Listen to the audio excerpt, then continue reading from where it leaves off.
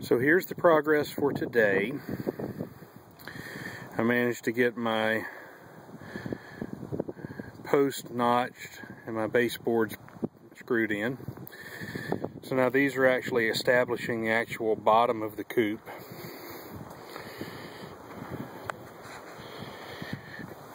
And you can see here I just cut notches in the 4x4s to accept the 2x6 bottom boards. My next task is to notch these posts for the header boards, and I'm going to mark those out just like I did the bottom boards down there.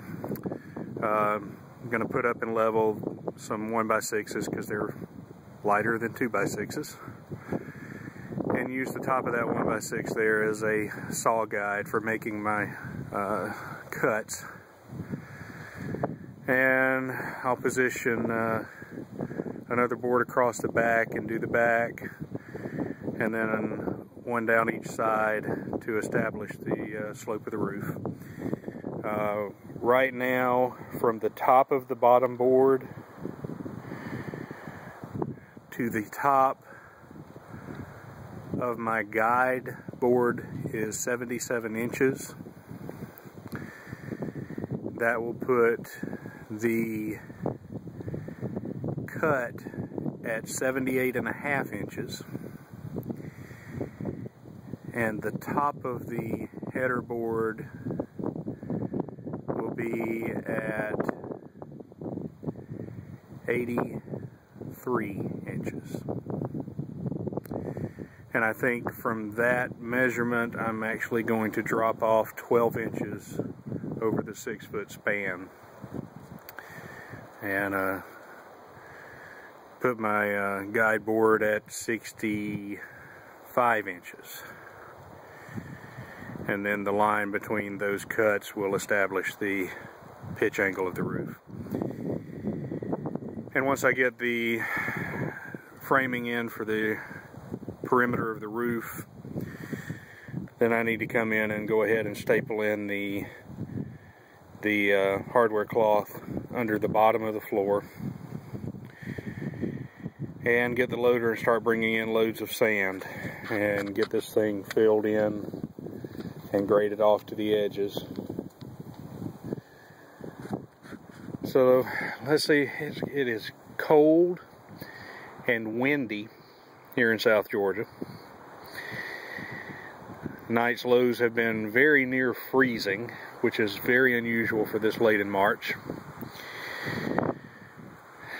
And it's very cold out here right now, so I'm going to take a shot at hopefully getting that rear header guide board up and my slope guide boards, and trying to make some of these cuts. But to be quite honest with you, it might just get too cold out here for me. So we'll see what kind of progress I make this afternoon. Well, here's today's progress. I did get my notches cut in my support post, and I did get my front and rear header boards up. Tomorrow afternoon, I'll be putting in the header boards going down the sides. And once I'm done with that, my next step is I've got to do some hardware cloth along the bottom here and do some filling.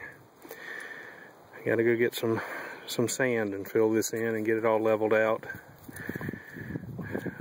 But you know, it's starting to look like something. So let's see what happens tomorrow.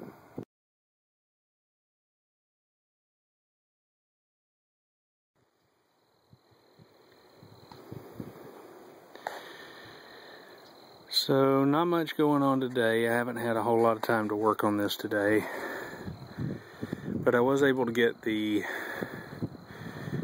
header boards put up on the sides, which establish the slope of the roof. It's a 1 foot drop over 6 feet. And I did roll out the hardware cloth and start cutting it. I need to go buy some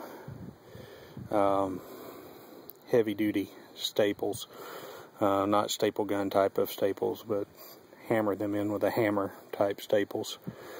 I want to make sure that hardware cloth stays when I dump sand on top of it, because at the time I dump the sand, I'm not going to have the outer boards that I'm going to face everything with. Once I put the hardware cloth on, I'm going to put a 1x6 on the bottom, a 1x6 on the top, 1x4s for the vertical members to sandwich the hardware cloth and keep it secure. But I'm not going to be able to do that before I have to put sand in here to level it all out.